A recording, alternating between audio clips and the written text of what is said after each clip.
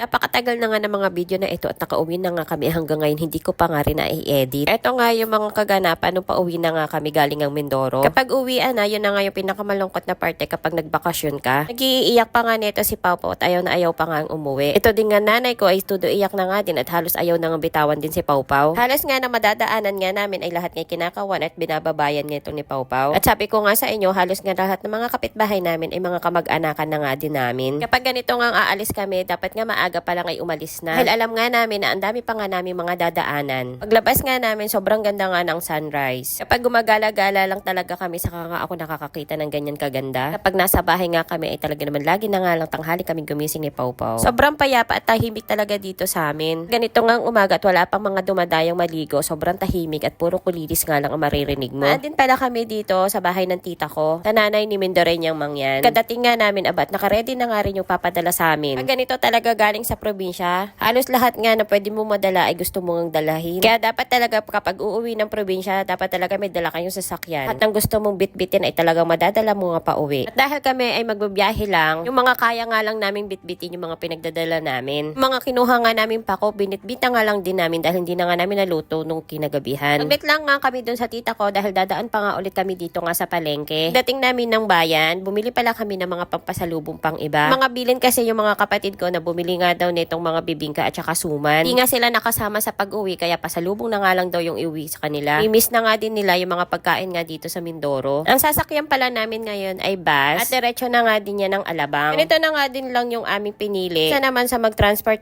pa kami ng mga sakayan. Medyo mahal nga lang din dito. Magandahan nga lang ay hindi ka na nga mapapagod sa pag-transfer. Nang at madami kang mga daladalahin. Tapos pipila ka pa nga sa pagkuha ng ticket sa barko. Dito nga ay sure ka na nga na makakasakay ka agad sa barko. Di pa nga kami dyan siksikan katulad nga kung magsasakay nga kami sa van. Nawa pala namin ay nagpa-advance booking na nga kami. And yung pamasahe namin ay 1-2 plus 50 pesos na booking fee. Pero yung pamasahe ay depende din yun kung saan nga kayo bababa. Kasakay nga namin ay dire-diretso na nga yan. At dahil nga naka-schedule na yan at punuan na, hindi na nga din sila maghahanapan ng mga pasahero. Sinakyan nga namin pauwi ng Mindoro na barko, ayun nga din yung sinakyan namin pauwi naman ng Batangas. At 2 oras nga lang din tumagal yung pinakabiyahe namin. Buti na nga lang ay napakaganda nga din ng panahon at talaga namang napakapayapa din ng dagat. Kaya doon kami sumasakay sa mga maliliit na barko para mabilis. Pero ngayon parang gusto ko na sa mabagal para na-appreciate ko nga yung kalikasan. Sobrang ganda nga nung makikita mo nga dito habang nakasakay ka ng barko. Tapos blue pa nga yung karagatan. Doon talaga siguro kapag nagkakaedad na. Charot. Ito na lang, simple, mabagal. At ninanamnam nga yung mga bawat oras na kasama mo yung pamilya mo. May pag-ganon.